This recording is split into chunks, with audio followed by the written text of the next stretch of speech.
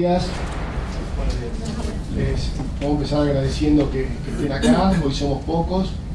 No estoy acostumbrado siempre en los eventos nuestros viene más gente, pero se ve que hoy con el tema de la lluvia y tenemos menos gente. Muchos de ustedes nos conocemos, así que bueno, nuevamente gracias por venir a estos eventos que organizamos acá. Bueno, hoy estamos presentando el quinto cuaderno. Ustedes van a ver ahí que tiene unas cosas raras, dice volumen 3, número 12, porque utilizamos un sistema de nomenclatura de unos índices en los cuales estamos. Bueno, yo simplemente, la idea mía es una breve presentación de los expositores, y bueno, y contarles que en esta edición, si ustedes después ven la editorial, cuando fui a escribir la editorial, dije, bueno, a ver, pero ¿de qué han sido todos los artículos que hemos tenido hasta ahora? Y descubrí que había una serie de 7, 8 tipos de temas, lo cual me dejó muy contento, porque quiere decir que estamos produciendo cosas para diferentes intereses. Seguramente de este número o de anteriores, a cada uno de ustedes podrá interesar directamente uno o dos artículos, porque estamos tratando de abarcar un espectro amplio. Bueno, las exposiciones de hoy, como venimos haciendo siempre, son autores o están vinculados con los artículos que están publicados en este ejemplar.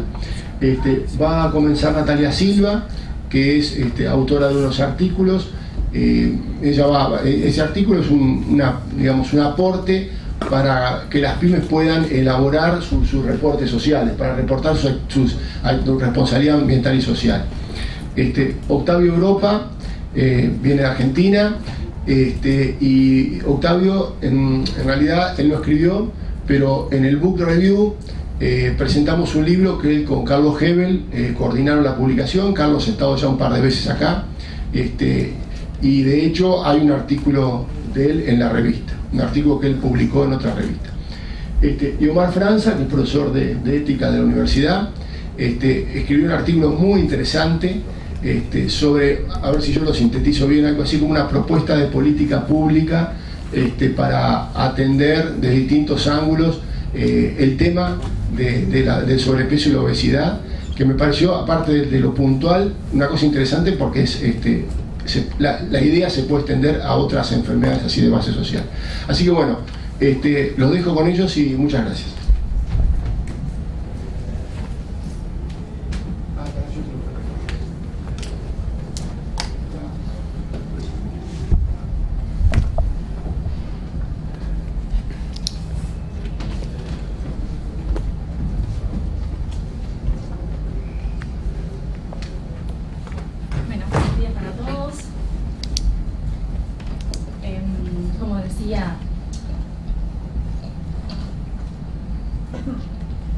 Buenos días para todos.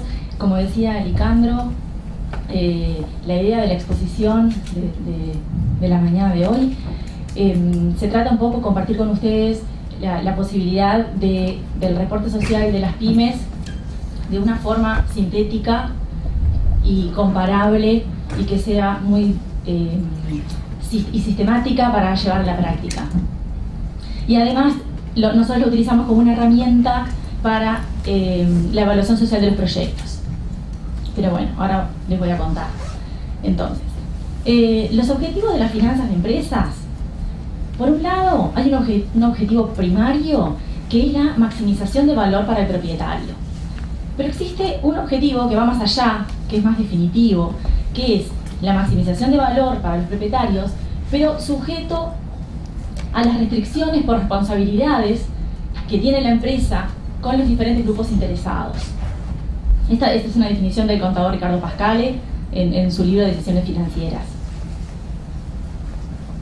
Entonces, los requerimientos que tiene la empresa vienen desde muchos ámbitos, de todos los interesados, que van a ser los consumidores clientes. Existen estudios, muchos estudios, donde se recoge la importancia que tiene para el consumidor o el cliente contratar con una empresa responsable. A su vez, desde el punto de vista de parte del personal, de parte de los bancos, aquellos proyectos que sean responsables, que impliquen generación de empleo, que impliquen utilización de tecnologías limpias, van a ser más viables y van a ser más fáciles de ser financiados que aquellos que no lo son. Y bueno, desde el punto de vista de los inversores, en el mismo sentido, la Ley de Promoción de Inversiones en nuestro país promueve aquellas inversiones que generan exportaciones, que generan puestos de trabajo, que utilizan tecnologías limpias, que tienen especial cuidado en el tratamiento de los suelos. Entonces, un poco lo que recogemos es que la viabilidad de una empresa no es solo lo que es la viabilidad financiera, sino que además tenemos que lograr medir e informar sobre su viabilidad social y ambiental. En ese sentido, ¿cómo se puede informar a esos terceros interesados en la empresa sobre esta viabilidad social de la empresa y ambiental? Entonces, bueno, existen los reportes de sustentabilidad, que son de triple línea de resultados. El GRI, que bueno, acá creo que todos los de esta sala lo conocen, lo que son los balances sociales. Y en ese sentido nosotros utilizamos una herramienta, utilizamos como base una herramienta para el estado que yo después les voy a presentar, que es el cuarto estado financiero del contador Luis Pereira, que él lo presentó en el año 2013, en julio del 2013. Y este cuarto estado financiero lo que busca es medir el valor agregado y cómo se distribuye ese valor agregado. Entonces, por un lado tenemos el valor agregado de una empresa, lo que agrega en un ejercicio económico, que es el valor que incorporan los bienes y servicios que consume una empresa, que lo medimos, esa generación de valor se mide desde el punto de vista financiero como la diferencia entre las ventas y el consumo y los gastos, consumo de materias primas y los gastos.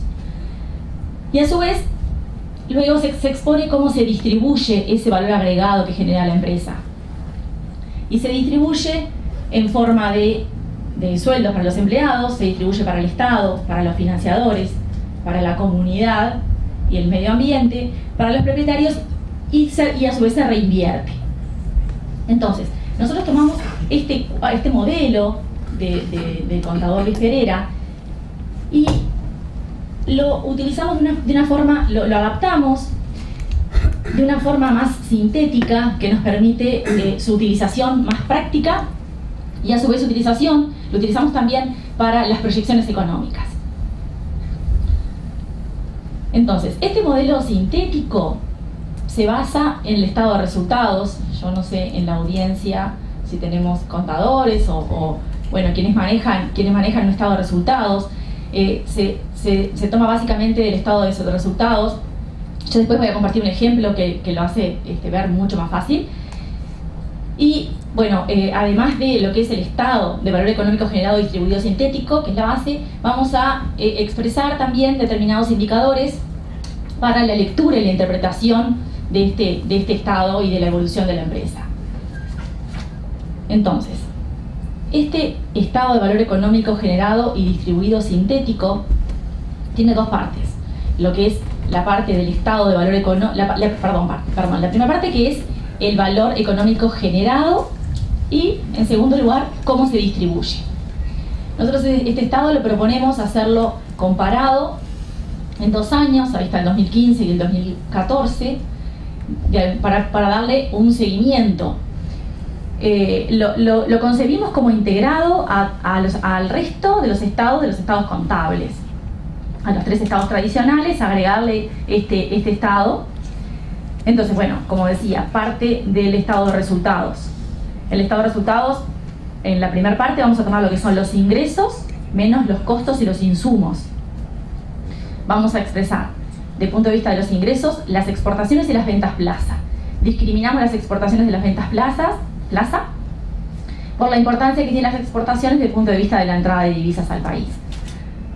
A su vez, eso va a estar positivo, ¿verdad? Después, deducido, van a estar lo que son los costos de materias primas e insumos, que también separamos los importados y los nacionales, en este caso los nacionales, por la importancia del desarrollo de los proveedores locales. Y le vamos a deducir además los otros costos y gastos que tiene la empresa en el ejercicio económico. Le agregamos además los ingresos, cuando hablamos acá de otros ingresos, ¿no? Los ingresos principales son las exportaciones y las ventas. Los otros ingresos estamos considerando ahí lo que son ingresos financieros e ingresos diversos de la empresa.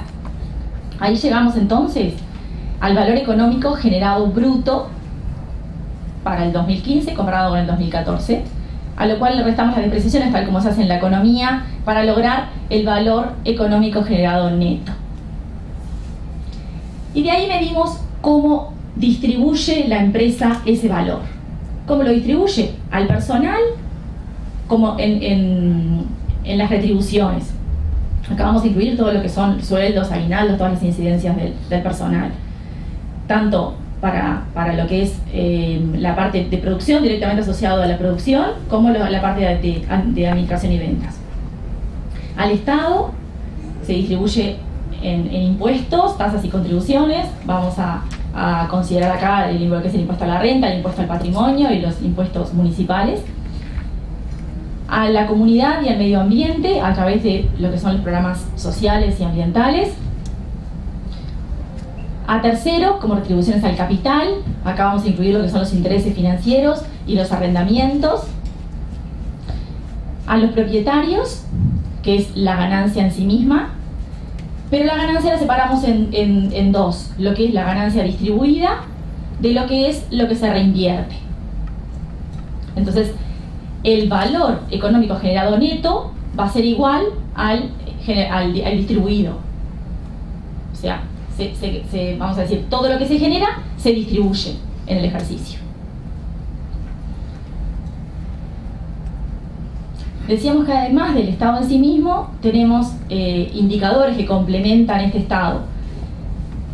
Por ejemplo, indicadores de empleo, el personal ocupado promedio, el número de empleados promedio ocupados y la retribución anual promedio por empleado. Esto un poco para medir la calidad del empleo que tiene la empresa y siempre hay que pensarlo cómo evoluciona, ¿no? O sea, verlo en un solo año no es tan rico como cuando uno lo mira en forma comparada.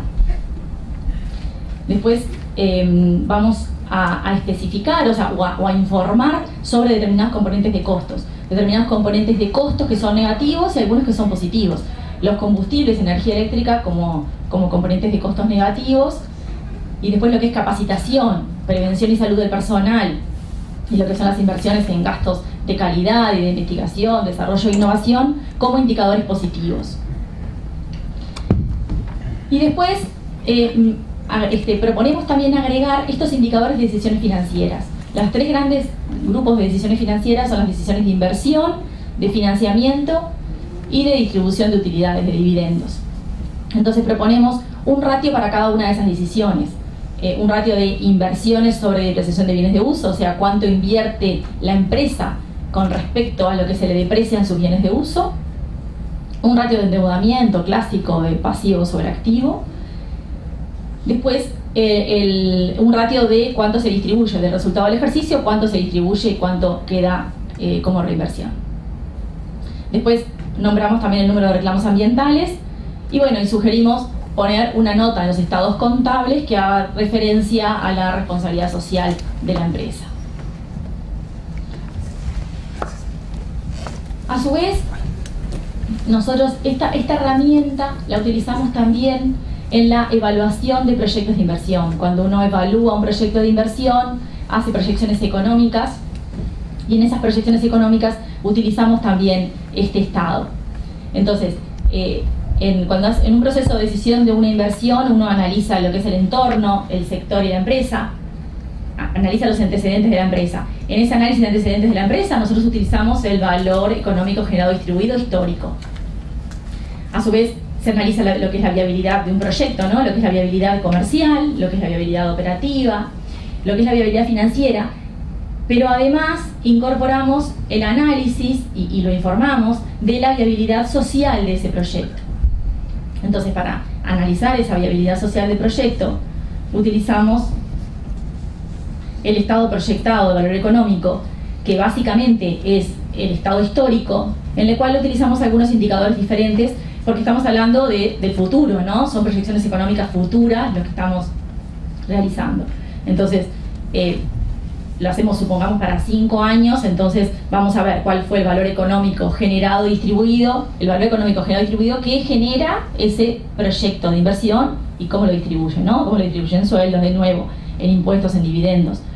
A su vez, también vemos el empleo proyectado, lo que son los indicadores ambientales proyectados, o sea, básicamente son los mismos indicadores que veíamos en el estado histórico. Y bueno, y otros aspectos también, lo mismo, cuánto se invierte en calidad y en capacitación. Los indicadores, proponemos algunos indicadores específicos para las proyecciones, bueno, como son el monto de la inversión proyectada, bueno, estamos hablando de un proyecto de inversión, cuánto es el monto que se invierte, que se prevé invertir, y los indicadores clásicos como son el BAN y la TIR, indicadores de rentabilidad del proyecto de valor agregado neto y el valor actual neto, perdón, y la tasa interna de retorno, que son como se evalúan las inversiones. Y después nuevamente, en los 5 años de proyecciones, de nuevo indicadores de las decisiones de inversión, lo que es la inversión proyectada, el endeudamiento y los dividendos. Entonces, les trajimos un ejemplo porque a mí me parecía que era mucho más fácil para comprender cómo se elabora este estado. Nosotros además queremos compartir que este estado nosotros lo aplicamos tanto en lo que es el histórico como es en las proyecciones económicas. Nosotros cuando presentamos, por ejemplo, proyectos de inversión para licitaciones del Banco República, el Banco República en esas licitaciones evalúa sobre todo los proyectos socialmente responsables. Nosotros en las proyecciones económicas agregamos también este estado proyectado. Bueno, entonces yo les decía que básicamente se toma de lo que es el estado de resultados de la empresa. Entonces, el estado de resultados, donde están las exportaciones, las ventas, se deduce el costo de los bienes vendidos, llegamos a la utilidad bruta, los gastos de administración y ventas, intereses, el impuesto a la renta, llegamos a la utilidad neta del ejercicio de la empresa. Vamos a necesitar para elaborar este estado, además del estado de resultados, la composición de algunos rubros del estado de resultados. Lo que son el costo de los bienes vendidos, que figura en realidad en una línea a la izquierda del estado de resultados, hay una sola línea para el costo de los bienes vendidos. Bueno, nosotros precisamos la apertura de ese costo de los bienes vendidos para poder elaborar el estado. Es información que la empresa tiene, ¿no? Y de los gastos de administración y ventas lo mismo, precisamos la apertura para poder elaborar el estado. Y algunos otros datos agregados que no figuran en el estado de resultados, que sí los tenemos en los otros estados, que también los vamos a precisar. Entonces, como les decía, el estado de valor económico, primero tenemos que determinar cuál es el valor económico generado para después ver cómo se distribuyó. Entonces, el valor económico generado surge de las exportaciones más las ventas plaza, que son los ingresos de la empresa, a lo cual le restamos la materia prima nacional, los insumos importados. Eso, voy a volver un momentito, eso lo vemos en los costos de los bienes vendidos, lo que es... ¿Para señalar? No.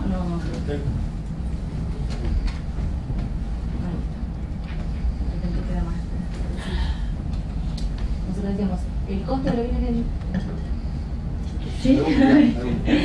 ¿Sí? El costo de los bienes vendidos, nosotros tenemos la apertura acá. Y de los gastos de administración y ventas del estado de resultados, tenemos la apertura acá. Entonces, en el estado vamos a poner las exportaciones, las ventas plaza, menos la materia prima nacional, los insumos importados, otros gastos de producción y otros gastos de administración y ventas. En todos los casos lo obtenemos del costo de los bienes vendidos, la materia prima nacional, los insumos importados y lo que son los otros gastos de producción. La energía está ahí adentro, energía y combustibles y otros gastos de producción. Y después de lo que son los gastos de administración y ventas tomamos lo que son todos los gastos en calidad, capacitación del personal y otros gastos de administración y ventas. Ahí elaboré lo que es la primera parte de valor económico generado. le restamos las amortizaciones, que también las amortizaciones que las tenemos tanto en el costo de producción de los productos como en los gastos de administración y ventas, y llegamos al valor agregado generado neto, 5,5. Después me voy a elaborar el valor económico distribuido. Obtengo, de nuevo, del costo de los bienes vendidos, voy a obtener los sueldos, y de gastos de administración y ventas, lo mismo, los sueldos. Después, ¿cuánto contribuye esta empresa al Estado? Como el impuesto a la renta y las cargas sociales. De nuevo, los obtengo del costo de los bienes vendidos, las cargas sociales y lo que es el impuesto a la renta directamente al Estado de resultados. Después, a comunidad y medio ambiente, teníamos políticas sociales en el Estado de resultados. A los terceros, los intereses, esta empresa no tiene arrendamientos, o sea que son los intereses directamente. Y después, a los propietarios, las utilidades distribuidas, nosotros decíamos que el estado de resultados daba una utilidad en el ejercicio de 1,8. Muchas gracias. De 1,8. De ese 1,8, el 1, estamos hablando de $1.000 millones. 1 se distribuía. Entonces,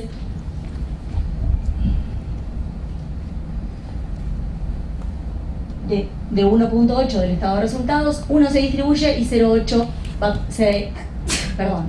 1 se distribuye, 0,8 se reinvierte.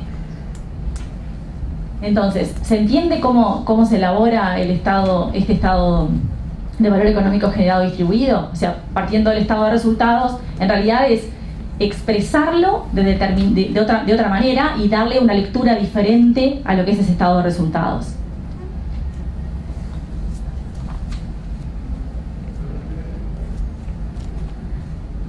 Y después recogemos, como hablábamos, indicadores. Bueno, en este ejemplo es un ejemplo de industria arrocera, tenía 150 personas, calculamos la retribución anual promedio por empleado, vemos los componentes de costos, en la información teníamos cuánto iba para energía, para capacitación, para calidad, y a su vez evaluamos los indicadores de decisiones financieras. La inversión con respecto teníamos en la información de cuánto se había invertido en el ejercicio, teníamos la depreciación, lo mismo para calcular el ratio de endeudamiento y el porcentaje de utilidades retenidas. No había reclamos ambientales. O sea, en definitiva, esa misma información que la obtenemos de los estados tradicionales, la interpretamos y la informamos de esta manera. Bueno, entonces para ir cerrando, nosotros un poco compartir que nosotros consideramos esa RCE integrada a la estrategia, a las finanzas de la empresa y a la gestión, pero es importante poder cuantificarla y incluirla en todos los sistemas de información para todos los interesados de la empresa.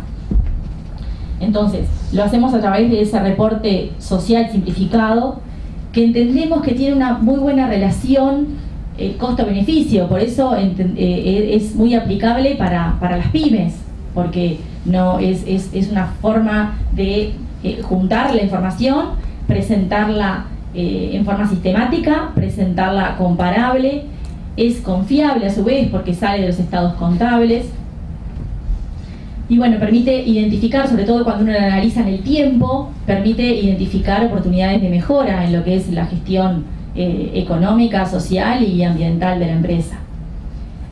Y bueno, y además la utilizamos, le proponemos también esa utilización en las proyecciones porque permite una evaluación mucho más integral de un proyecto de inversión e incluir la evaluación social en esa evaluación del proyecto. Muchas gracias.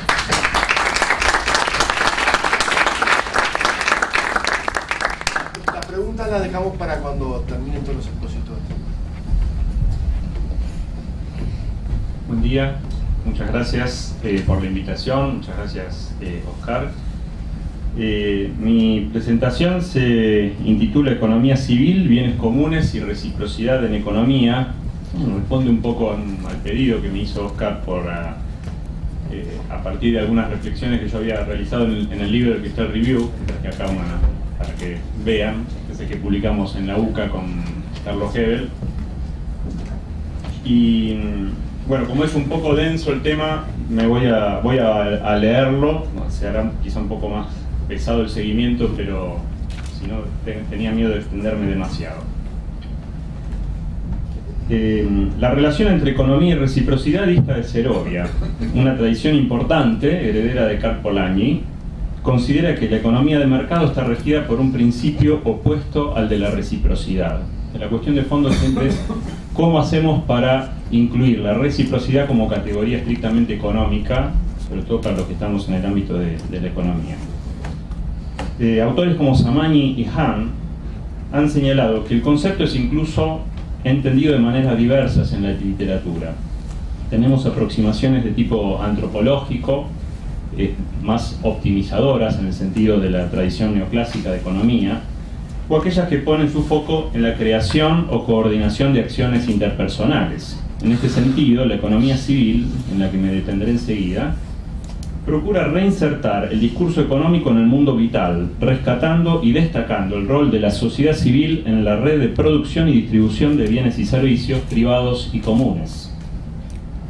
La pregunta sobre cómo incluir la categoría de reciprocidad en el análisis económico nos lleva a retrotraernos a cuestiones de orden fundamental, porque en el fondo estamos siempre detrás de la pregunta de qué es la economía. Para ello me voy a detener brevemente en el marco conceptual desarrollado por un filósofo y teólogo canadiense que también vengo estudiando hace años, llamado Bernard Lonergan, quien elaboró un método de métodos, o un metamétodo, que considera un abordaje adecuado para este tema, para definir desde el punto de vista más epistemológico cómo hacer para incluir la reciprocidad o para entender que la reciprocidad tiene algo que ver con la economía. Bien, la economía civil es una perspectiva teórica recuperada y desarrollada por economistas italianos, básicamente Stefano Samani y Virginio Bruni, que procura reinsertar el discurso económico en la vida cívica, como lo hacían los clásicos, y en particular los clásicos del humanismo civil italiano del siglo XVIII, que con Genovesi, sobre todo a la cabeza, y algunos otros, y de manera contemporánea, Adam Smith, elaboraron una teoría económica de base cívica, o sea, no de base utilitarista, sino más bien imbricada en las relaciones sociales. Una economía cívica o ciudadana tiene como objetivo no la maximización del bienestar, por lo tanto, definido de modo abstracto y utilitarista, sino la felicidad pública. La economía civil es la imbricación, por tanto, de la economía en las relaciones sociales. De aquí que se incluyan en la comprensión de la acción económica motivaciones valorativas, altruistas y de reciprocidad, además de las de tipo interesado e instrumental, que son las corrientes en el discurso económico. Ello opera como una crítica al paradigma neoclásico que restringe la motivación de la acción económica a este último tipo. ¿Acaso uno de los rasgos distintivos de este enfoque sea abandonar el tipo de razonamiento económico abstracto a partir de la utilización del método hipotético deductivo, que está vigente en la tradición teórica básicamente desde Ricardo y Stuart Mill, para pensar la vida, la economía, desde la vida concreta de las personas y comunidades? Estos autores sostienen que para funcionar armónicamente, la economía requiere no solo del intercambio de equivalentes, regido por el contrato, y de las relaciones de distribución coercitivas, que son impuestos y transferencias, en relación con el Estado, sino también del don y la reciprocidad, como lo reclamaba Polanyi en La Gran Transformación también, y unos autores previamente, como el de Isabelle Souledon, bueno, ya me va a salir el nombre, el francés, sobrino de Emile Durkheim. Más aún, el mismo funcionamiento del mercado requiere del principio de reciprocidad, toda vez que la ruptura del orden de reciprocidad puede llevar incluso a la desaparición del mercado por falta de confianza. O sea, muchas veces lo que no se tiene presente es que para que exista contratos, uno cuando realiza un contrato, si bien tiene una red legal de protección, en última instancia, si no hay confianza, el mercado tampoco funciona. Entonces, la pura abstracción termina destruyendo el mercado, y eso es una experiencia que en esta época es bastante frecuente.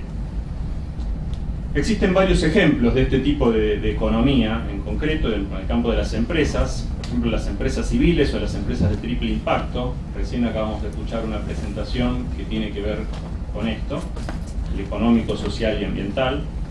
y tiene como objetivo la producción de externalidades sociales y ecológicas junto al lucro, incluyendo el análisis de los modos como ese producto fue obtenido o los efectos positivos y distributivos sobre todos aquellos que están vinculados con la empresa, sean stakeholders, consumidores, demandantes. Ahora bien, además de esto, la tradición de la economía civil tiene una aplicación bastante práctica en el caso de los bienes comunes, en el cual me detengo también un poco más. Se denominan bienes comunes aquellos bienes que tienen características de no exclusión, pero rivalidad en el consumo. El contraste con otros tipos de bienes nos va a permitir aclarar esta afirmación. La teoría económica enseña que los bienes privados son excluyentes y rivales. Para disfrutarlos es preciso pagar un precio. Además, si la persona A consume el bien X, B no puede hacerlo. Es decir, el bien privado no puede ser disfrutado por dos compradores a la vez. Los bienes públicos, por su parte, presentan los rasgos de no exclusión y no rivalidad. Casos típicos son el alumbrado público, la limpieza de las plazas. Si camino por una calle iluminada, disfruto del bien de la luz o limpieza, provisto por el Estado, pague o no mis impuestos. Lo mismo puede ocurrir con la administración de justicia o algunos otros bienes. No importa si yo soy un evasor o no para disfrutar del bien. Hasta hace no mucho tiempo, los bienes comunes eran asimilados a los públicos. El obstáculo principal que reconoce la literatura para esta última clase de bienes es el free rider o polizón. Existe una abundantísima literatura dedicada a estudiar, para evitar, la aparición de este tipo de comportamiento, porque si un bien es gratuito, los consumidores no tendrán en principio incentivos para pagar nada por él. Pero si esta conducta se generalizara, entonces desaparecería el mismísimo bien por falta de financiamiento. Esto es bastante claro. Es decir, yo aprovecho un bien sin aportar nada, pero si todos hacen lo mismo, entonces el bien desaparece. El supuesto de este tipo de análisis es que los individuos son en líneas generales egoístas, no virtuosos, y por ende solo responden a señales y estímulos externos, premios y castigos, palo y zanahoria. Como consecuencia, buena parte de la teoría de las finanzas públicas se centrará en alinear los incentivos, de modo que los beneficios obtenidos de los bienes públicos estén más asociados a las contribuciones realizadas por los ciudadanos. En este caso, el ejemplo por antonomasia es el cobro del peaje en las autovías. En definitiva, la teoría procura aproximar las finanzas públicas al funcionamiento de los mercados, modelo de los bienes privados, considerados como la quintesencia de la eficiencia. Con esta asimilación de parte de la teoría, sin embargo, no se reconocía la importancia de establecer una distinción conceptual para aquellos bienes no excluyentes, pero rivales. Por eso los bienes comunes típicos son los renovables, los recursos renovables. Porque cuando la oferta de un bien no exclusivo, ya que no solo es disfrutado por uno, sino por varios, está limitada, como puede ser el caso del petróleo, la solución de mercado puede todavía funcionar razonablemente, dado que a menor oferta, si existe realmente un mercado y la información es más o menos conocida, se incrementa el precio, de modo que habrá que sacrificar más recursos para adquirirlo. En cambio, cuando el recurso es renovable, la posibilidad de saturación, congestión o desperdicio es mucho más clara.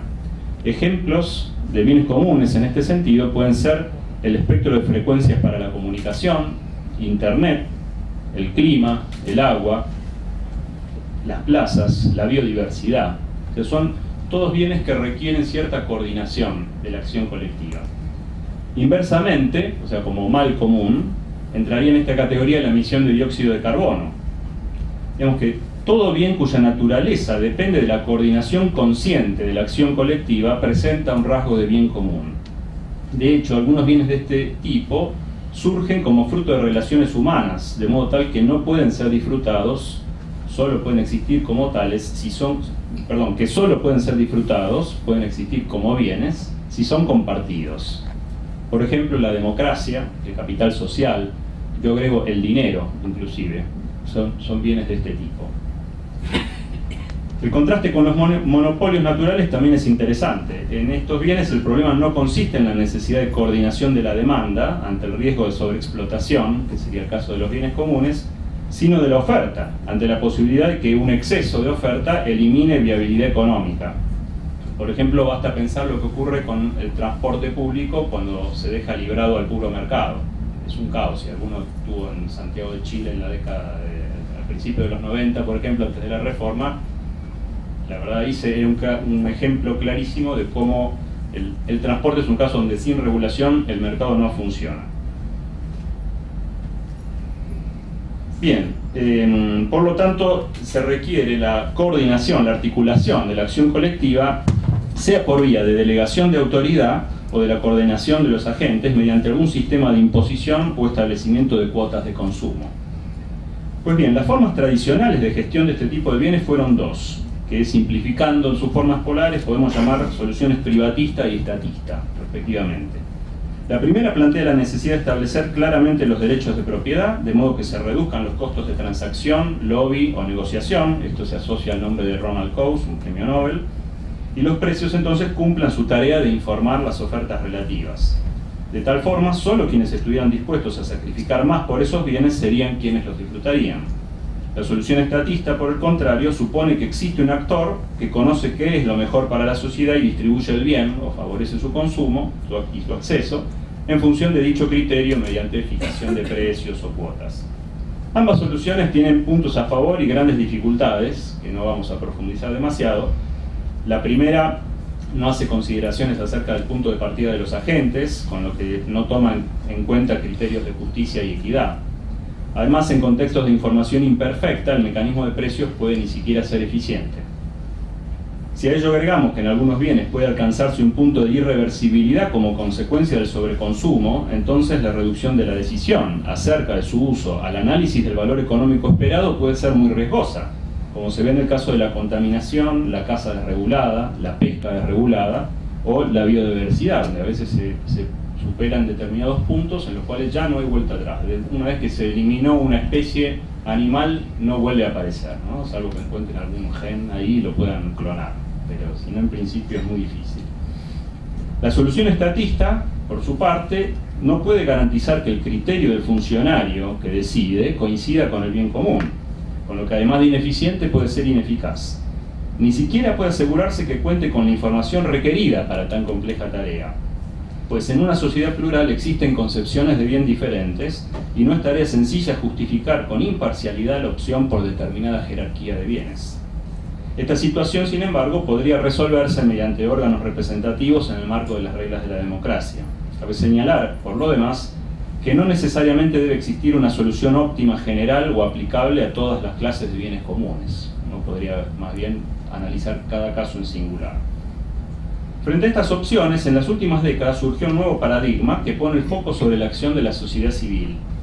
Elinor Ostrom, otra premio Nobel que falleció poco antes de recibirlo, canadiense, ha mostrado cómo en variados contextos la autoorganización de las comunidades alcanza formas de administración de los bienes colectivos o comunes que logra frenar el deterioro por sobreexplotación o congestión. Se requieren, por supuesto, tres condiciones que ella plantea de todos sus estudios. Primero, autonomía local, cierto compromiso de largo plazo, intergeneracional, o sea, las comunidades tienen que saber que sus hijos van a continuar viviendo y sus nietos también. Si no está esta perspectiva, en general nadie se preocupa por el futuro. Esto supone que, por lo tanto, las tasas de descuento de los proyectos van a ser bajas, porque uno apuesta al futuro. Y la tercera, cierta convergencia de valores e intereses. O sea, donde hay luchas tribales es muy difícil, de nuevo, plantear un esquema de autoorganización, porque primero hay que resolver esto. Por otro lado, los autores que cité al principio también, Samani y Bruni, apuestan a la sociedad civil como mejor administradora de este tipo de bienes. Propugnan la creación para ello de empresas civiles, que integran la producción de bienes y servicios con los beneficios sociales y ecológicos. La lógica de fondo es que si el bien es común, su administración también debería serlo. Y ahora paso entonces a la parte quizá más densa de mi exposición, que es más epistemológica, acerca de, después de esto, cómo hacemos para comprender la relación entre economía y reciprocidad. Y el primer punto es más bien planteo la economía en tanto ciencia, ¿no? Desde el punto de vista del método, podemos reconocer dos perspectivas fundamentales para abordar los fenómenos sociales. La primera es la subjetiva, a la Max Weber, que pone el acento en la acción humana, la intencionalidad, las motivaciones, la dinámica interna de la acción social. Y la otra es la perspectiva, si se quiere, objetivante, que procura reconocer patrones en los comportamientos, estructuras, funciones sociales. En línea con la tradición aristotélica, Bernard Lonergan llamó a la primera la perspectiva del sentido común y a la segunda el punto de vista superior que posibilita la realización de generalizaciones. Superior no porque sea mejor, sino simplemente porque permite tener una perspectiva amplia de la totalidad y reconocer las relaciones mutuas que se dan entre las partes. Pues bien, la economía en tanto ciencia social no puede estar ajena a estas dos dimensiones mencionadas. Sin embargo, existe un campo en el que saca ventaja respecto de otras ciencias sociales en relación con su capacidad de generalización, y es el de los intercambios monetarios. En efecto, la reducción de un conjunto de bienes heterogéneos a una misma unidad permite un tratamiento cuantitativo, facilitando enormemente el reconocimiento de patrones. En última instancia es a lo que aspira la ciencia. Por tanto, tenemos definidos dos niveles. Uno, lo que yo llamo la economía vivida, que en el mundo de la vida lo que prima es la comprensión del sentido común, es decir, es el campo de significaciones compartidas que tienen un fin práctico. Estas prácticas pueden ser estudiadas desde el punto de vista de sus motivaciones o sentido como acción. Del otro lado está el plano de la teoría, que reflexiona sobre aquellas interacciones, reconoce sus patrones y los explicita en forma de leyes, modelos o hipótesis. Ambas están vinculadas dialécticamente, pues la teoría parte de los datos para realizar sus generalizaciones mediante su integración en un todo coherente más complejo. Pero del otro lado, los elementos constituyentes de ese todo son a la vez constituidos y orientados por la estructura que conforman. O sea, esto es lo que Heidegger y Gadamer han llamado el círculo hermenéutico, ¿no? Entre el todo, el juego permanente que hay entre el todo y la parte. La parte es fundante del todo, pero el todo funda la parte a la vez. De lo anterior se sigue que difícilmente podamos encontrar soluciones al problema económico a partir de las motivaciones espontáneas, como hace el utilitarismo y asume la teoría neoclásica, o incluso el sentido común, pues la lógica de la acción económica es ya dependiente de las condiciones establecidas por el sistema. Estos condicionamientos son los que debe reconocer y analizar la teoría para que el proceso sea inteligente y libre.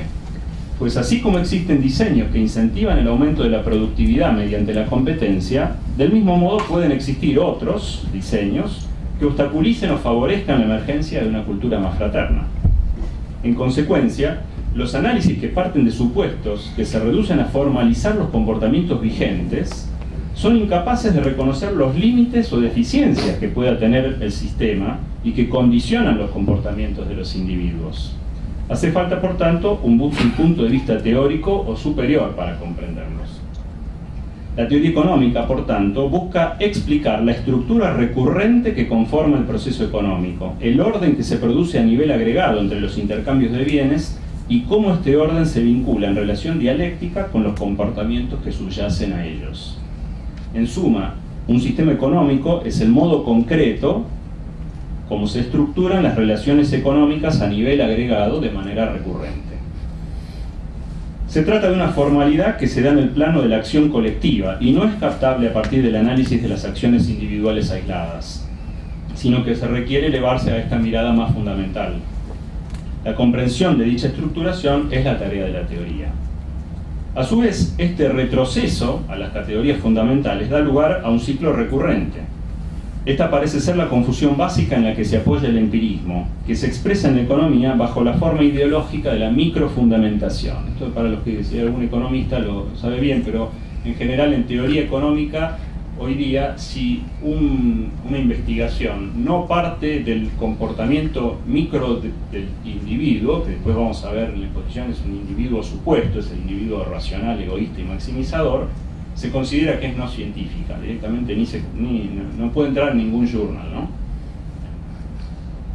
Entonces se está confundiendo el orden fundamental de comprensión, que es inexorablemente teórico, con el de las unidades de análisis, que son las unidades mínimas que vamos a tomar. Precisamente lo que no tiene presente la teoría económica contemporánea es el círculo hermenéutico, ¿no? Que ya fue descubierto por lo menos y analizado desde Heidegger, pero si uno mira los escolásticos ya estaba también. De lo dicho surge un corolario importante, que si se parte del nivel de las acciones para comprender lo que sea esta ciencia, se dejará fuera de análisis, por hipótesis, la dimensión esencial que define a toda ciencia cuyo objeto esté situado en un estadio de complejidad emergente que integra elementos de orden inferior. Esto es, la figura constituida por la integración de las partes, las cuales forman un todo que las supera y que emerge a partir de las relaciones mutuas establecidas entre ellas. Para decirlo más claramente, si se desconoce esa instancia superior como momento primero del análisis, se socava ipso facto la fundamentación que tiene la ciencia para realizar generalizaciones verdaderas. Está el problema en última instancia de la verdad. Economía y reciprocidad. Nociones como las de reciprocidad o fraternidad, cuando asociadas al campo económico, se ubican por tanto en esta perspectiva hermenéutica, no la del todo analítico, sino de la acción, en el horizonte motivacional de los agentes que realizan acciones sociales y económicas. En este sentido decimos que la economía civil constituye una hermenéutica económica. Ahora bien, no es posible optar por la superioridad del método matemático sobre el hermenéutico o incluso el histórico, porque cada uno de ellos está apuntando a responder figuras diferentes. Y más bien la ciencia, como lo ha mostrado también el método de Lonergan, que no tengo tiempo de analizar acá, está constituida por diferentes especialidades funcionales que es necesario poner en diálogo. No obstante, las explicaciones económicas que parten de las motivaciones presentan un doble déficit como teoría científica, me refiero sobre todo a la teoría neoclásica. Por un lado, poseen una dependencia intrínseca respecto del horizonte cultural del cual emergen. Por otro, su grado de incidencia sobre la economía varía inversamente con el tamaño de la comunidad de que se trate. Es decir, en efecto, el impacto de esas motivaciones sobre la economía en general, particularmente si son diversas que las que derivan del sentido común y que son incentivadas por el diseño institucional vigente, parece ser decreciente a medida que la comunidad de intercambios crece de tamaño. Para facilitar esto que acabo de decir, una teoría como la neoclásica, que describe muy bien al inglés del siglo XVIII y XIX, al ciudadano inglés del siglo XVIII y XIX, de pronto no sirve para explicar la economía de un país asiático, africano, ni siquiera latinoamericano. O sea, no es una teoría abierta a la multiculturalidad. Del otro lado, si yo parto de una teoría que pretendo que sea científica, que depende intrínsecamente de un horizonte cultural, es la eficacia de esa teoría, a medida que quiere ampliar su horizonte de comprensión, se va a reducir. En fin, la pregunta que debe ser contestada entonces es si la valoración de las acciones es asunto propiamente económico o si no se trata de la intromisión en un campo diferente. O dicho de otro modo, ¿cuál es el tipo de relación existente entre las valoraciones por las que realizan sus acciones económicas los sujetos concretos y la teoría económica? Conocemos la respuesta de los neoclásicos: tal relación no importa. El economista no trabaja con motivaciones, sino con el resultado de ellas, es decir, con su manifestación en decisiones y acciones económicas. Este punto fue llevado al extremo por Wicksteed, economista del principio del siglo XX, que él creó una noción, la del no-tuismo, sería la traducción, que lleva al extremo la idea porque afirma que toda acción económica que tenga incorporado algún elemento de orden afectivo o no estrictamente racional, no es propiamente económica. O sea, hay que sacarla fuera. Para que sea económica tiene que ser totalmente abstracta, para Wicksteed.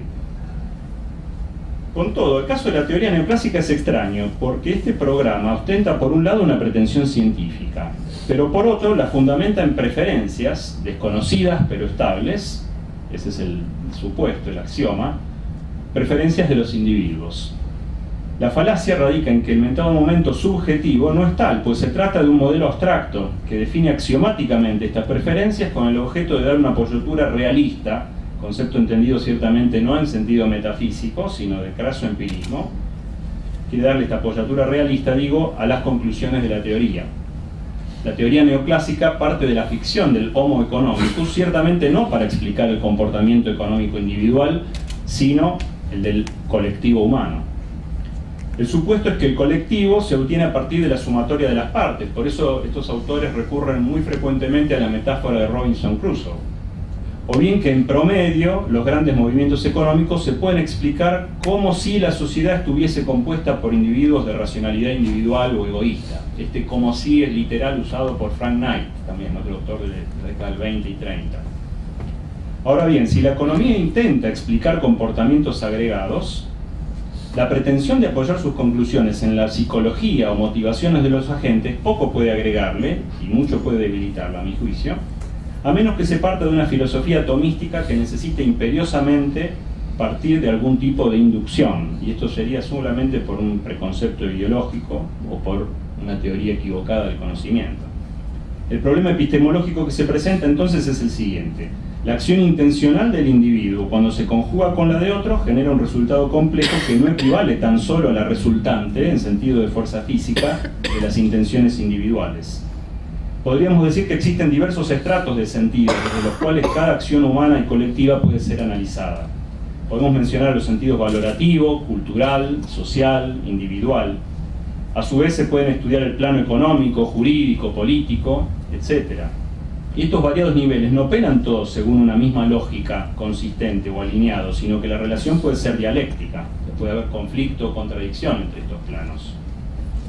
Pues bien, el supuesto de la economía neoclásica es que el comportamiento colectivo se explica mejor apelando a los intereses que al altruismo.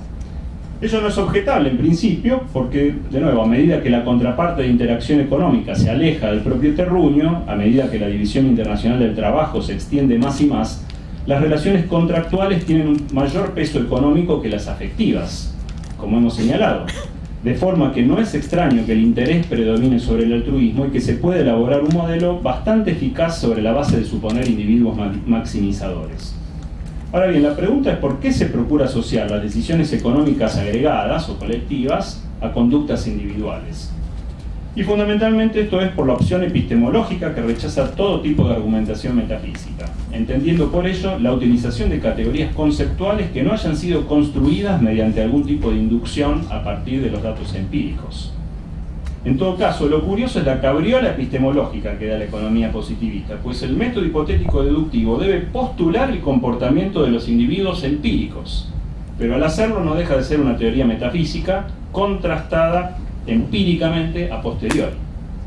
De hecho, como los propios teóricos neoclásicos lo han expresado desde un comienzo, esto lo ha dicho Lionel Robbins, por ejemplo, y como ha demostrado recientemente la Escuela de la Racionalidad Limitada, Boundary Rationality, Kahneman, Tversky, también premios Nobel, es hoy una cuestión aceptada que la ficción del Homo economicus no se condice con ningún sujeto empírico ni pretende hacerlo.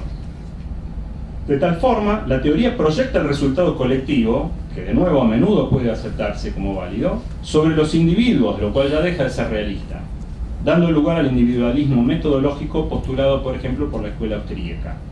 En otras palabras, la teoría neoclásica pretende anclarse en comportamientos individuales, pero como parte del presupuesto de la explicación de las relaciones económicas a partir de los intereses, retrocede munida con ese material hasta el individuo, que aparecerá entonces como individuo truncado, Homo economicus, desprovisto de todos los otros planos que conforman al sujeto concreto. ¿Debemos ir al polo opuesto? Nuestra respuesta la hemos adelantado y es negativa. De una definición precisa del método y el campo y la perspectiva de estudio de la economía debería absolvernos de lidiar con falsos problemas. De lo dicho puede colegirse para terminar que nuestra interpretación es que, si bien en la economía en tanto ciencia no queda definida por la perspectiva subjetiva o de acción, se trata esta de un elemento sumamente importante a la hora de pensar la economía concreta y sus potencialidades de transformación. En efecto, un diseño institucional o jurídico que busque orientar los comportamientos y acciones de los agentes siguiendo los preceptos de la mejor teoría puede fracasar estrepitosamente si esos agentes no la hacen carne, si no se la apropian, de modo que el sistema cobre plena vigencia. Se necesita, por ende, un doble movimiento: una teoría correcta que dé cuenta de la crisis y fracasos de la economía vivida y ofrezca una respuesta teórica para alcanzar el orden social, a la vez que contando con diversos grados de aplicación, y unos agentes que, conociendo las consecuencias de su obrar sobre el conjunto, obren de manera constructiva hacia el conjunto social.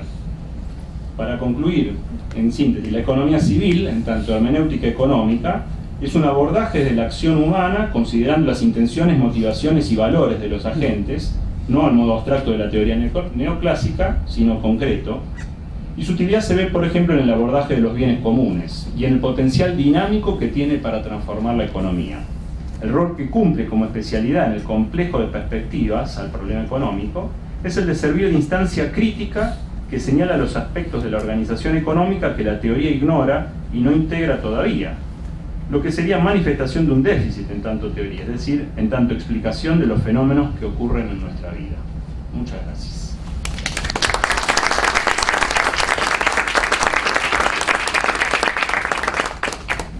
Mientras se prepara, Omar, el libro de Economía del Don que coordinaron Octavio y Carlos Hebel, que lo edita Ciudad Nueva, que tiene acá una representación en Uruguay, se pueden ubicar por internet para contactarse con ellos. Este libro se accede acá en Uruguay.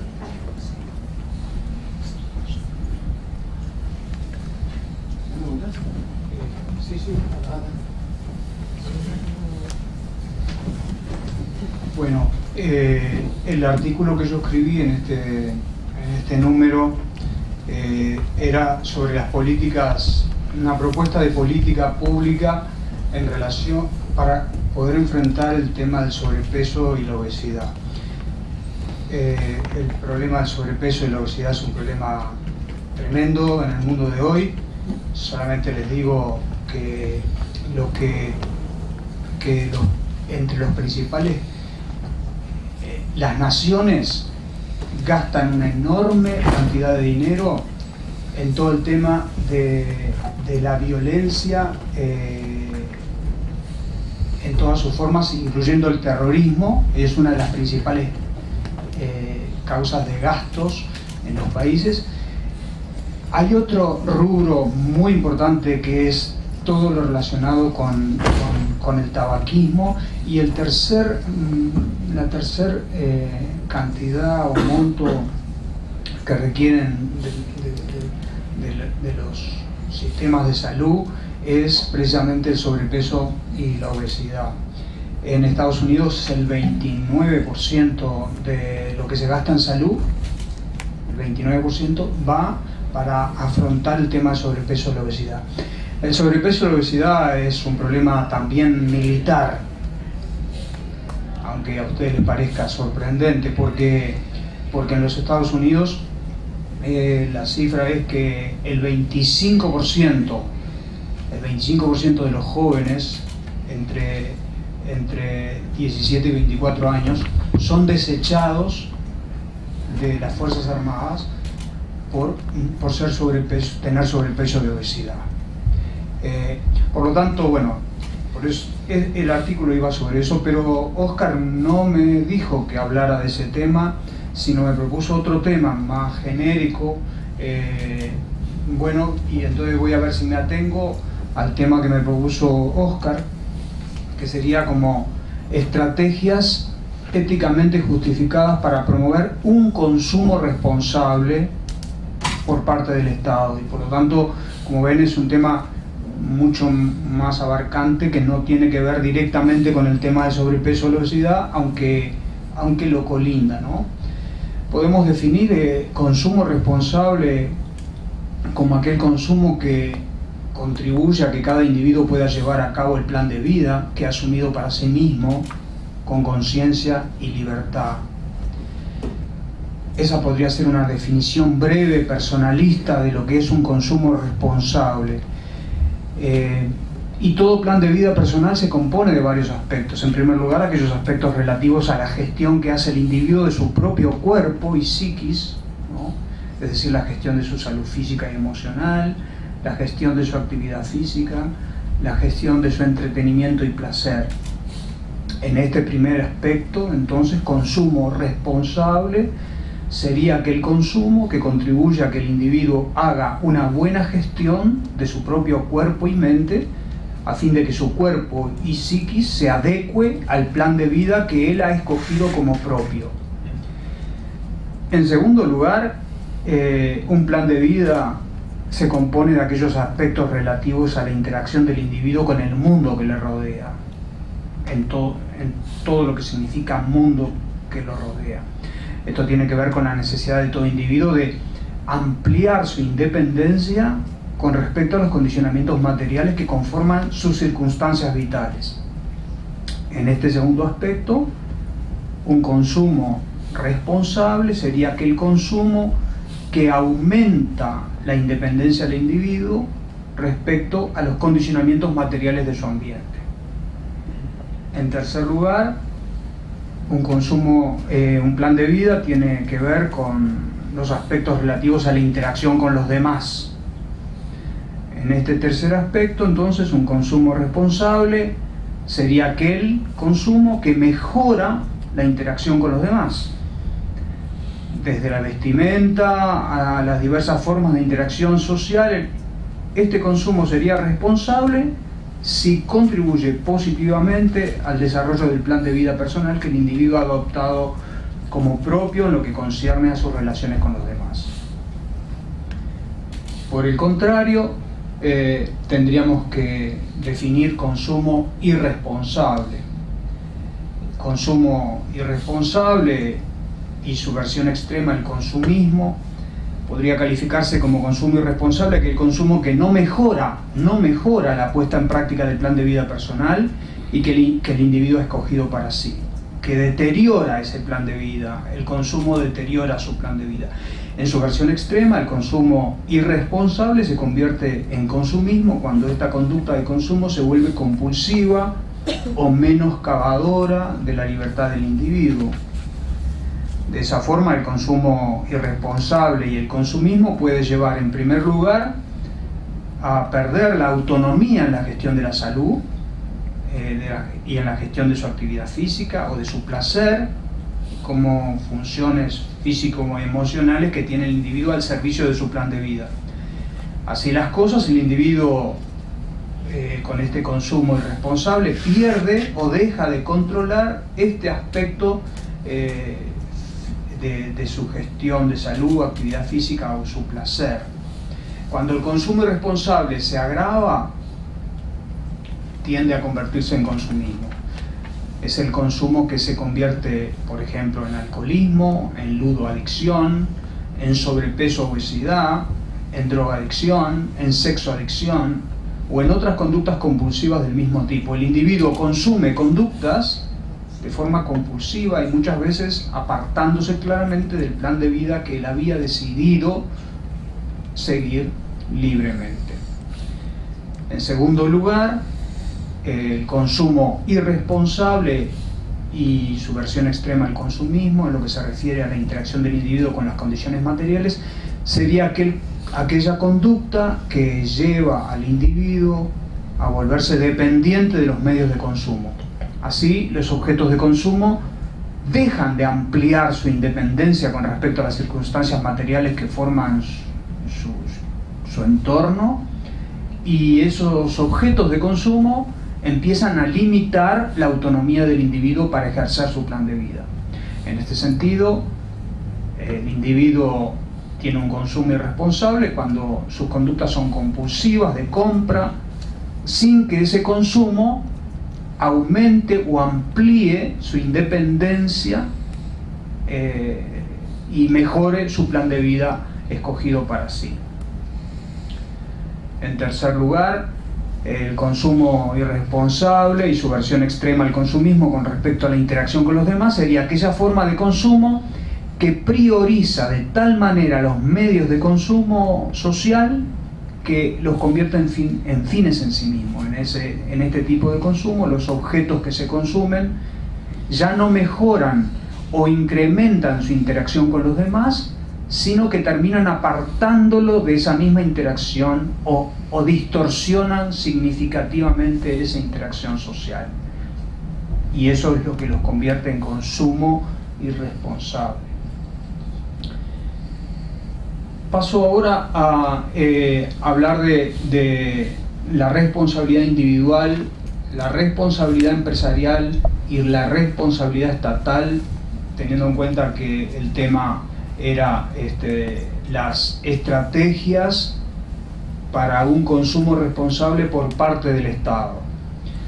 A partir de lo que hemos dicho hasta ahora, el consumo responsable y su contrapartida, el consumo irresponsable y su versión extrema, el consumismo, dependen fundamentalmente de la forma personal de gestionar el plan de vida escogido para sí por parte de los individuos. Eso es claro. En consecuencia, podría decirse que un consumo responsable o irresponsable dependería fundamentalmente de los individuos. Sin embargo, cabe preguntarnos si es justificable que el Estado intervenga en las conductas de consumo de los individuos. Desde el punto de vista ético, es posible justificar la intervención del Estado en los hábitos de consumo de los individuos siempre que su intervención esté diseñada para influenciar en la gestión personal de los planes de vida, tratando de evitar que los individuos caigan en el consumismo y, por el contrario, busquen adoptar un consumo racional, responsable y libre, acorde con su plan de vida. Por eso necesitamos, para explicar un poco esto, referirnos a los dos grandes modelos de relación de consumo, el modelo contractual y el modelo protectivo, aplicado, lo voy a circunscribir más bien el modelo contractual y el modelo protectivo aplicado al consumo de alimentos, ¿no? Como un ejemplo dentro de las diversas formas de consumo. En el modelo contractual se considera que las relaciones de consumo se entablan entre dos personas conscientes y libres que saben lo que hacen al comprometerse en el contrato. Por lo tanto, si se afirma o acuerda un contrato, los individuos que lo firman al contrato aceptan los derechos y externalidades en él establecidas. El modelo contractual presupone que en el mercado se establece la libre oferta y demanda según la autonomía de las personas. El deber ético en este modelo se reduce a respetar las informaciones relativas al producto tal como se especifican en el contrato, evitando engaños o cualquier coacción indebida por parte del contratista sobre el que contrata. Según el modelo contractual, si dichas informaciones están presentes en la publicidad o en el manual del producto, la empresa no tiene ninguna responsabilidad que vaya más allá de lo expresamente establecido en ese contrato. Queda libre de toda responsabilidad. El modelo contractual supone que el objetivo es enfocar el relacionamiento de consumo entre un individuo y un alimento dado cuando lo compra, según la información disponible. No implica, por tanto, tener en cuenta las repercusiones que surjan del consumo de ese alimento por parte de individuos no racionales o no responsables, ni tampoco lo que pueda perjudicar dicho alimento al ambiente ecológico o las repercusiones que dicho alimento podría generar en la salud a lo largo del tiempo en quienes lo vayan a consumir de forma continuada o excesiva. Entre las objeciones principales que se puede hacer al modelo contractual es que la relación entre un productor y un consumidor no son en absoluto igualitarias, sino al contrario, desequilibradas a favor del productor de alimentos, que conoce verdaderamente las características del producto que ofrece y las consecuencias de su uso. El consumidor, por su parte, sabe muy limitadamente al respecto y por lo tanto el contrato no es equivalente, no es igualitario en el sentido antropológico. Una segunda objeción al modelo contractual es que según este modelo el productor del alimento podría ofrecer un producto negando su seguridad, su vida de servicio, poniendo frases que si bien resaltan la alta probabilidad de que no cumpla las funciones nutritivas esperadas, son difíciles de comprender por parte del consumidor de alimento. En un contrato así concebido, una vez expresado en el informe nutricional los componentes del alimento y hecha la compra, el productor queda libre de responsabilidad alguna por los eventuales fallos del alimento que no hayan sido previstos en el contrato de venta o por las posibles consecuencias perniciosas para la salud de ese individuo por causa de consumirlo de forma continuada y a largo plazo. El otro modelo sería el modelo protectivo. En este modelo, por el contrario, parte de la base que la relación del consumo es desigualitaria entre el productor de alimentos y el consumidor, y dada esa desigualdad informativa, el Estado debe obligar al productor a asumir la responsabilidad derivada de los daños ocasionados por el producto que se ofrece. Según el modelo protectivo, si un determinado alimento es perjudicial para la salud de los consumidores y estos no habían sido anticipados por el productor, este debe asumir de alguna manera, no siempre fácil de establecer, los costos derivados de eso, de esa información omitida. Por ejemplo, el productor deberá prever el aumento de riesgo que puede tener consumir un alimento que es perjudicial cuando se consume de forma excesiva, continuada y a largo plazo. En el modelo protectivo, el productor de alimentos también tiene responsabilidad respecto a los trastornos ocasionados por ese sobreconsumo continuado de un determinado alimento o bebida.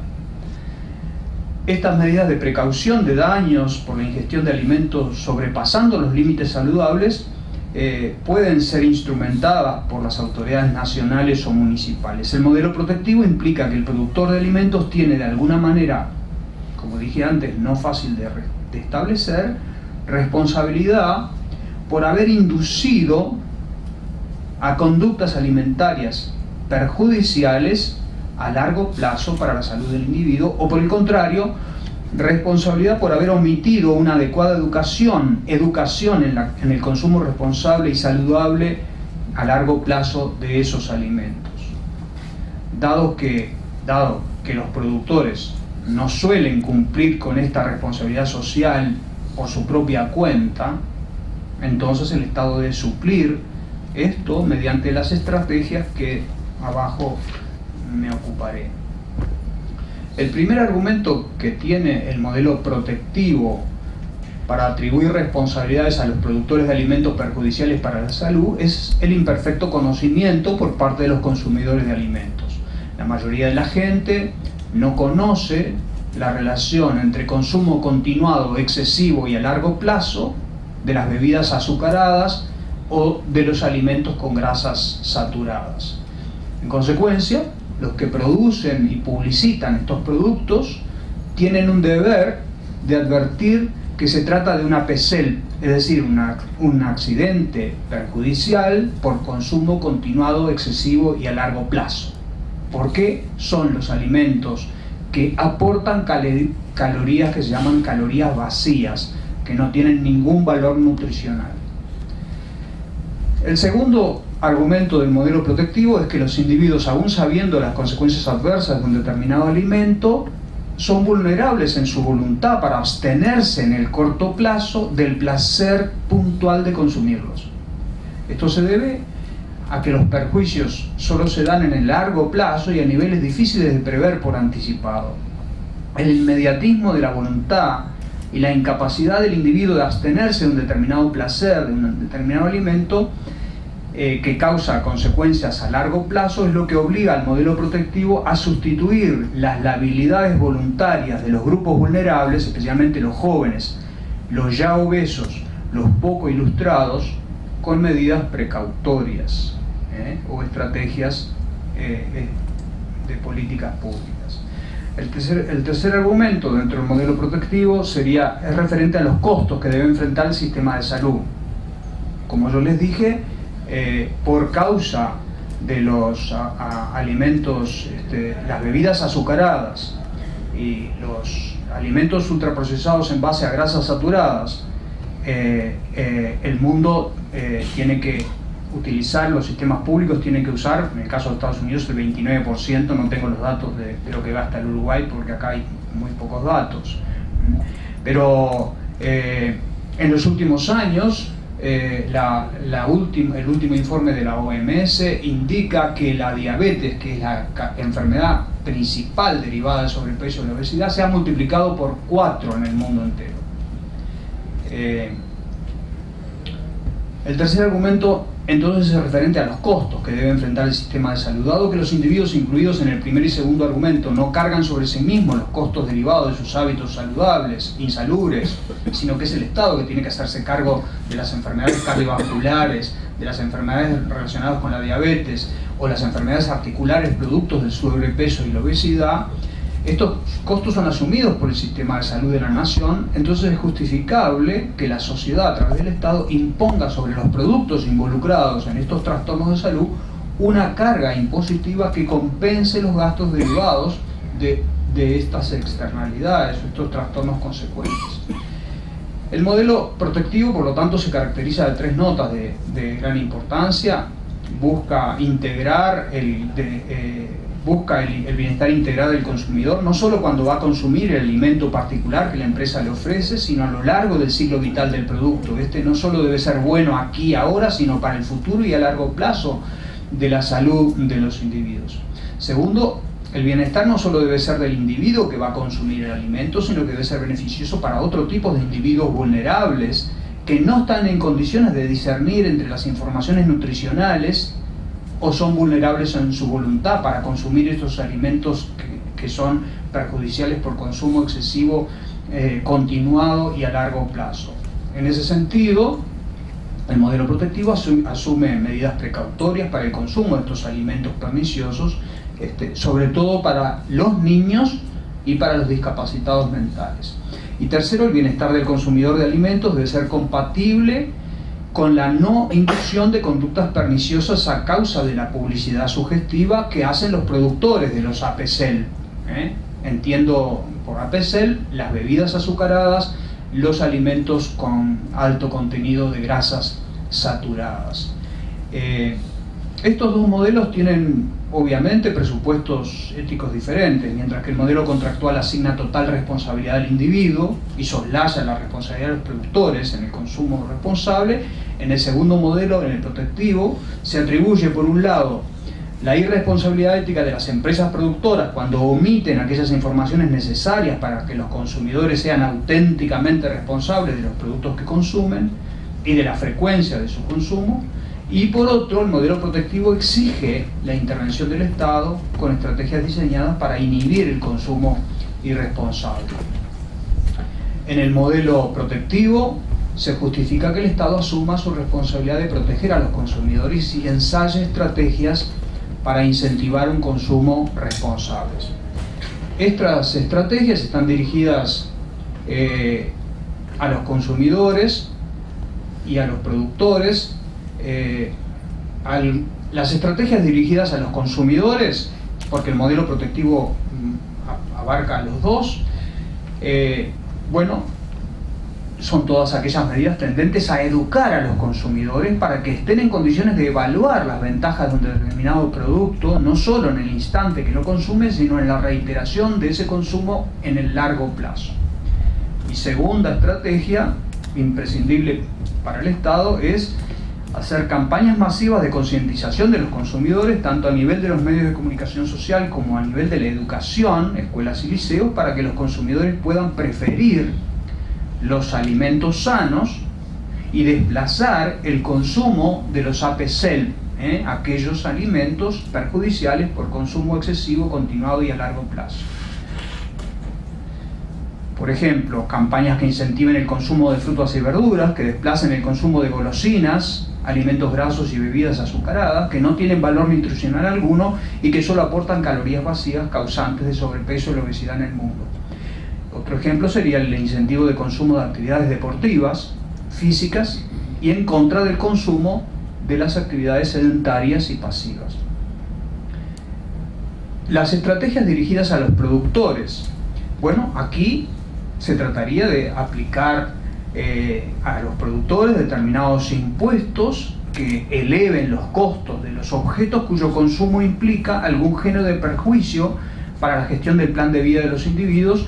Especialmente me estoy refiriendo a los alimentos APCEL, es decir, los alimentos perjudiciales por consumo excesivo, continuado y a largo plazo. Al elevar el costo de esos productos, se puede contribuir en los consumidores al desplazamiento del consumo a favor de productos sanos para el individuo. Ejemplo de esta estrategia sería la aplicación de impuestos significativos a las bebidas azucaradas, que no aportan ningún elemento nutricional, a las golosinas y a los alimentos con alto contenido de grasas saturadas, y mucho más los alimentos que tienen grasas trans.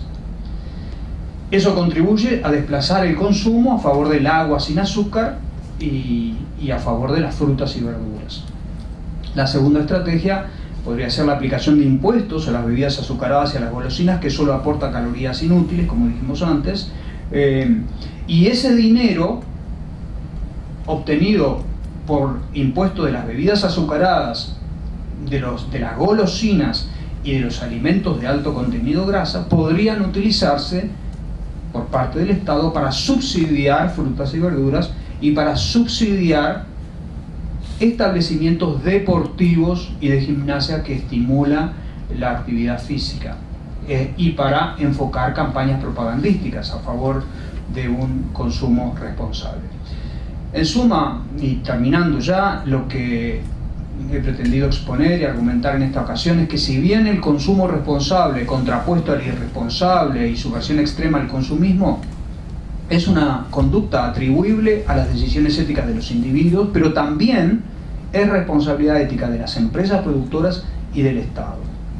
Pero dado que los productores de bienes siempre intentarán seducir al consumidor y hacerlo caer en el consumo irracional e irresponsable, sobre todo de los alimentos ATC, como acabo de mencionar, mediante el ocultamiento de las informaciones relevantes del producto, mediante la seducción publicitaria de la voluntad del consumidor vulnerable o mal informado, el Estado debe compensar esa deficiencia mediante estrategias tendientes a incentivar un consumo responsable.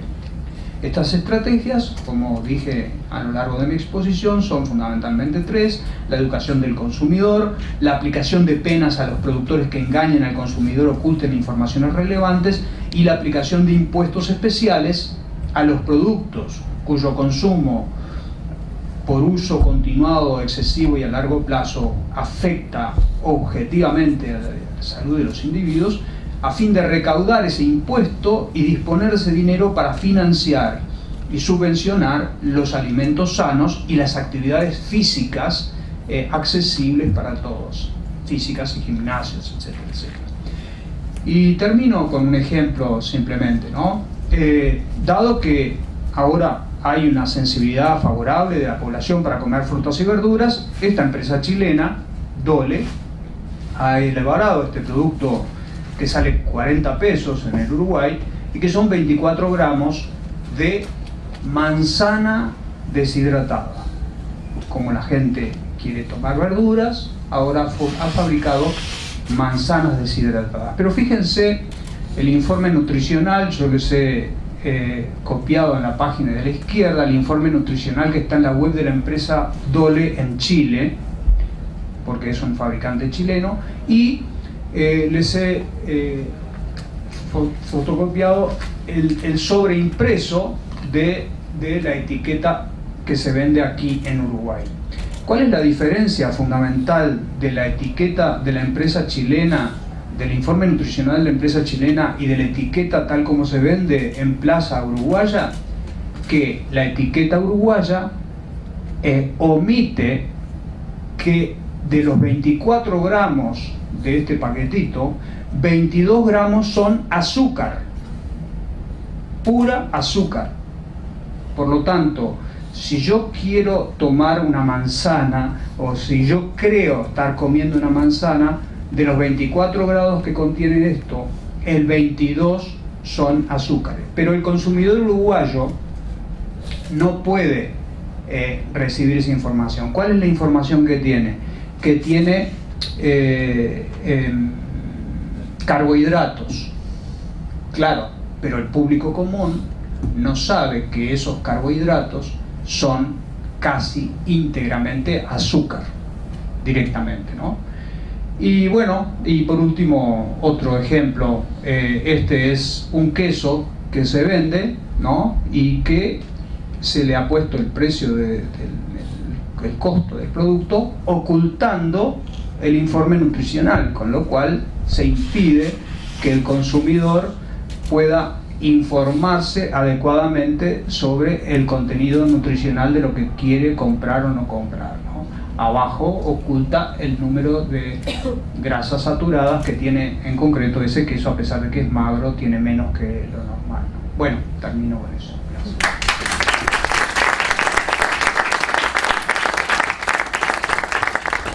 La idea ahora es quienes quieran hacer preguntas a los expositores. Una pregunta. Tenemos acá el... Gracias.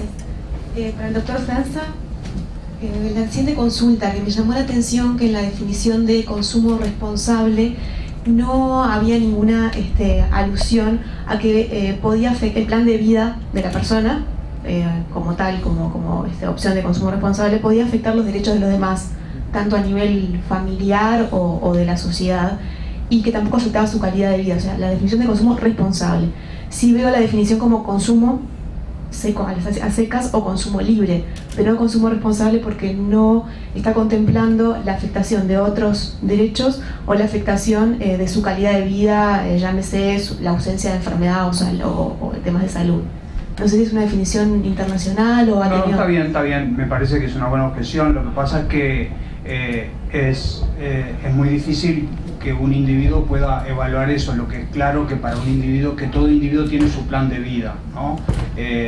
Y bueno, es una definición pragmática, por decirlo así. Cada individuo tiene un plan de vida y podemos por lo menos circunscribir que es responsable ese consumo si contribuye a ese plan de vida. Pero el plan de vida puede ser éticamente cuestionable. Sí, exacto. Y coincido completamente contigo. Gracias. ¿Alguna otra pregunta? Si no, yo tengo. Voy a hacer una pregunta a cada panelista y voy a seguir el orden en que pusieron. Probablemente si no leo lo que yo escribí. Natalia, digamos, este modelo, esta metodología, hoy en día, ¿qué receptividad puede estar teniendo y cómo ven ustedes que pueda ser adoptada en un futuro relativamente inmediato por las pymes? Bueno, como siempre la difusión es importante, ¿no? O sea, esta instancia es muy importante. Nosotros a nivel de las empresas nuestras, lo hemos divulgado. Hay empresas nuestras que presentan en sus estados contables a sus accionistas el estado de valor agregado, generado y distribuido, lo hace anualmente. Y bueno, como yo les decía, nosotros también en los proyectos de inversión lo hacemos habitualmente.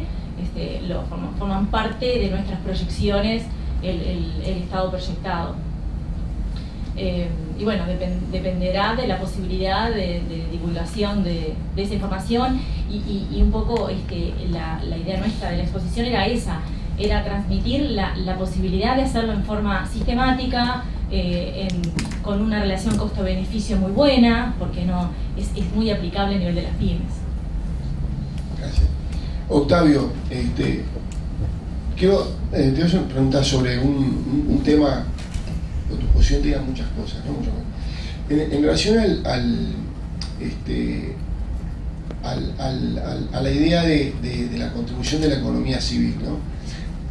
¿De qué manera ves tú que este enfoque de la economía civil puede contribuir a un modelo de economía de mercado y de empresa operando en la economía de mercado que permita enfrentar los grandes desarrollos, los grandes desafíos que tiene hoy construir un desarrollo humano sustentable?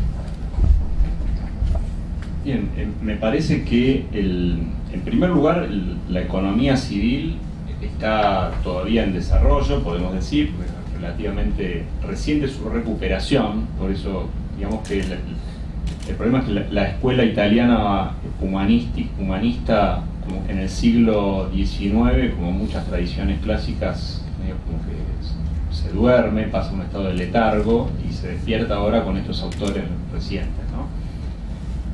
Ahí, digamos, sobre todo hay algunos autores que entran de lleno en el siglo XIX en la corriente neoclásica, que era un poco el boom del momento, y desaparece. Con lo cual todavía hay mucho para desarrollar. Desde este punto de vista, cualquier paradigma teórico nuevo aparece como de modo crítico con lo que hay, ¿no? Con la teorización vigente, la comprensión vigente. Entonces, la economía civil, por otro lado, está dando cuenta de un fenómeno que ya está, no es que está proponiendo una idea abstracta para empezar a realizarla.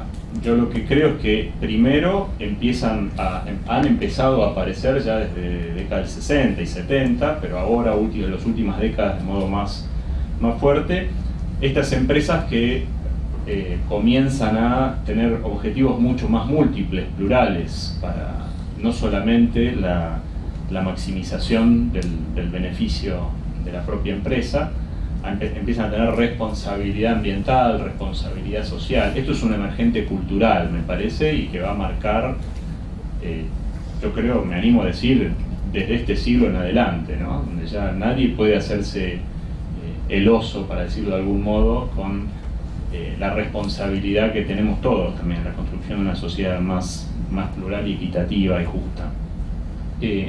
Desde ese punto de vista me parece que dar cuenta de este fenómeno que está apareciendo, que todavía son unas plantitas bastante chiquitas y muchas veces desconectadas, y dar cuenta de que eso tiene inclusive consistencia teórica, es muy importante. Sobre consistencia teórica estoy pensando sobre todo en cómo se puede incluir nuevamente la cuestión valorativa del orden de los valores, de la ética, en un discurso económico serio. O sea que más bien no somos más serios como creen los neoclásicos porque dejamos de lado las cuestiones valorativas, porque las valorativas están y modifican conductas, y de hecho incluso a nivel internacional podemos ver una política como la que está proponiendo aquí Omar Franza, en el fondo tiene detrás una valoración ética, y los estados y las instituciones supraestatales muchas veces fundamentan determinaciones o legislaciones a partir de decisiones éticas, o por lo menos de utilidad pública, si no las hacen con una ética metafísica, por decirlo de algún modo. Entonces me parece que esa es una contribución para que también el ámbito científico, también la academia, empiece a prestar atención a este fenómeno que tiene dimensiones mucho más ricas. O sea, de lejos me parece que no es la dimensión más importante la académica, ¿no? Sí, mucho más importantes son las prácticas de estas empresas que empiezan a aparecer. Gracias.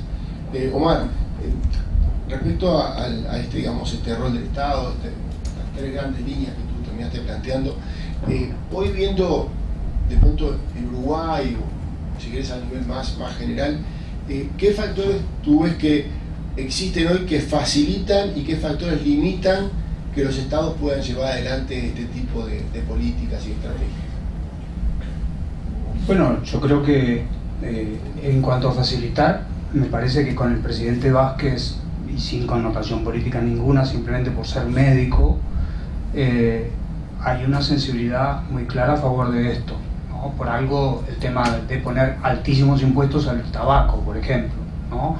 Y el prohibir el tabaco y todo eso. O sea que por ese lado creo que ahí es una fortaleza el hecho de que tengamos un presidente médico que tiene sensibilidad a eso, ¿no? Y así que por ese lado creo que podría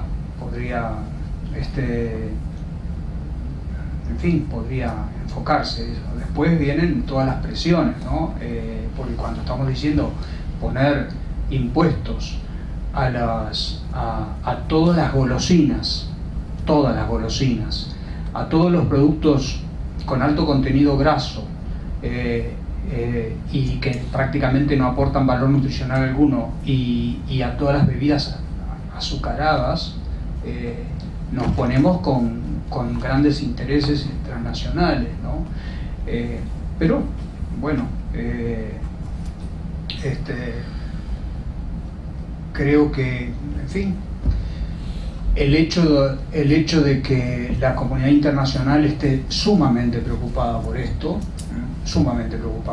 no se olviden que la estrategia de la mujer de Obama de poner una huerta en la Casa Blanca se inserta en esto, porque los niños en los Estados Unidos cada vez tienen más sobrepeso y más obesidad, y esto es un problema económico. Se sabe que aumenta el número de horas laborales que se pierden, las empresas pierden por tener menos trabajo, menos horas laborales, porque los enfermos con sobrepeso y obesidad los trabajadores con sobrepeso y obesidad se enferman mucho más.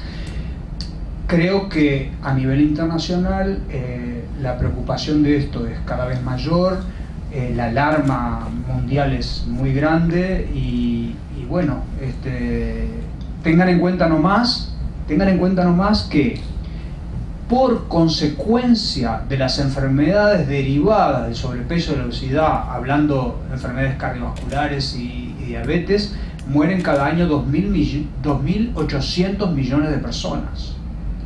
Con lo cual, esto hace que, bueno, que los sistemas de salud estén sumamente preocupados y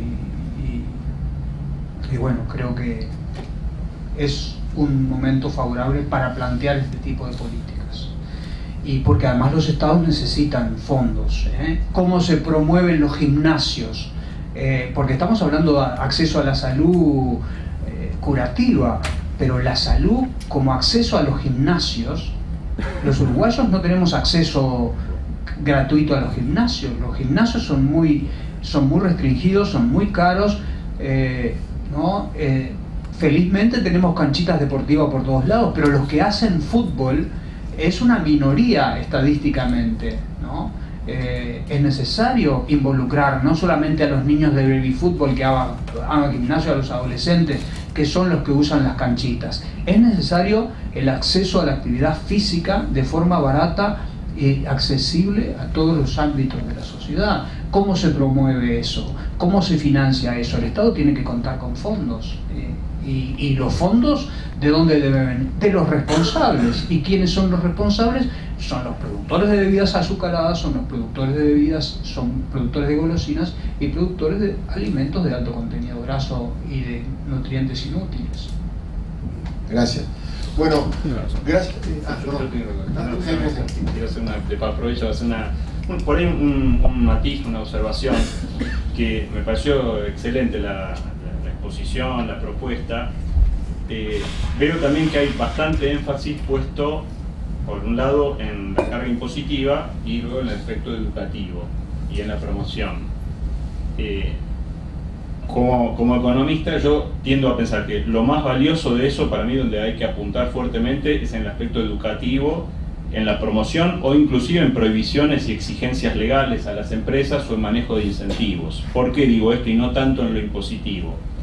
Porque con el problema de los impuestos sobre los bienes, directamente, en este caso, cuando sobre todo la idea del impuesto es reducir el consumo, ocurre una paradoja, ¿no? Que, bueno, en primer lugar, se puede demostrar, por lo menos en mi país, pero a nivel internacional creo que es igual, en general son ineficaces.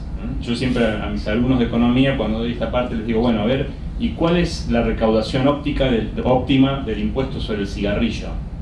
Y entonces empiezan a decir, $1 millón de dólares, infinito, dice alguno un poco más despiadado. Yo digo, no, es cero. La recaudación óptima es cero, porque la única razón de ser del impuesto al cigarrillo es que nadie consuma cigarrillos. Sin embargo, la recaudación crece todos los años. Entonces, crece porque aumenta la cantidad de gente, no porque aumenta el consumo. El consumo todavía está reduciéndose, pero mucho más lentamente de lo que el legislador quiso, ¿no? O sea, la verdad que como fines recaudatorios para financiar las campañas es excelente el impuesto. Ahora, no le pondría al impuesto el objetivo de reducir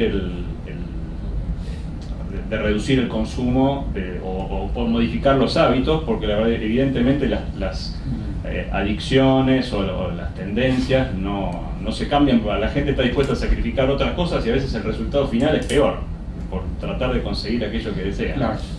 Coincido que elevar el costo del producto no inhibe el consumo. No inhibe el consumo. Directamente no lo inhibe. La eficacia de aumentar el costo del producto por medio del impuesto al consumidor prácticamente no le afecta casi nada. Y eso ha sido ineficaz.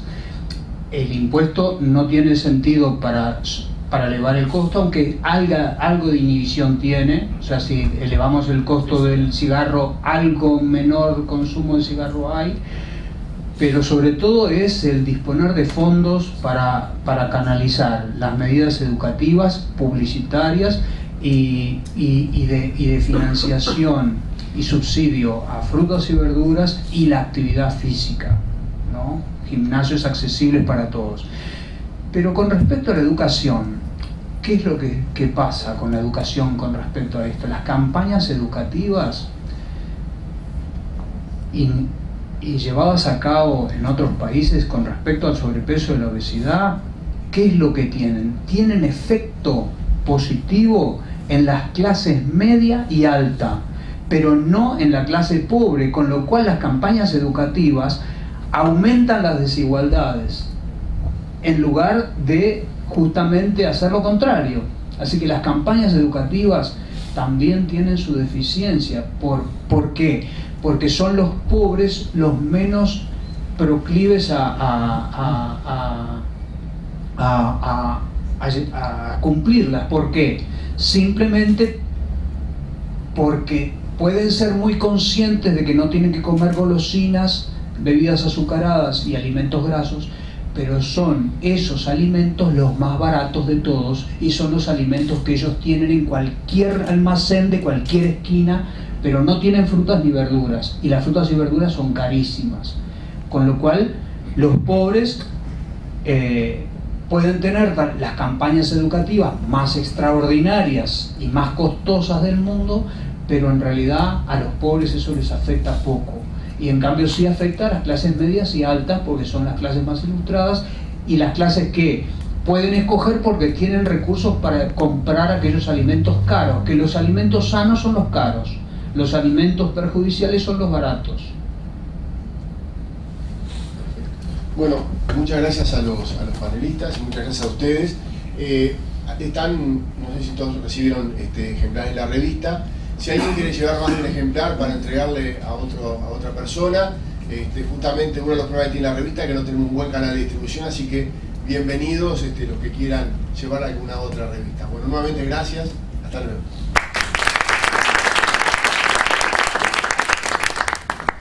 La eficacia de aumentar el costo del producto por medio del impuesto al consumidor prácticamente no le afecta casi nada, y eso ha sido ineficaz. El impuesto no tiene sentido para elevar el costo, aunque algo de inhibición tiene. O sea, si elevamos el costo del cigarro, algo menor consumo de cigarro hay, pero sobre todo es el disponer de fondos para canalizar las medidas educativas, publicitarias y de financiación y subsidio a frutas y verduras y la actividad física, ¿no? Gimnasios accesibles para todos. Pero con respecto a la educación, ¿qué es lo que pasa con la educación con respecto a esto? Las campañas educativas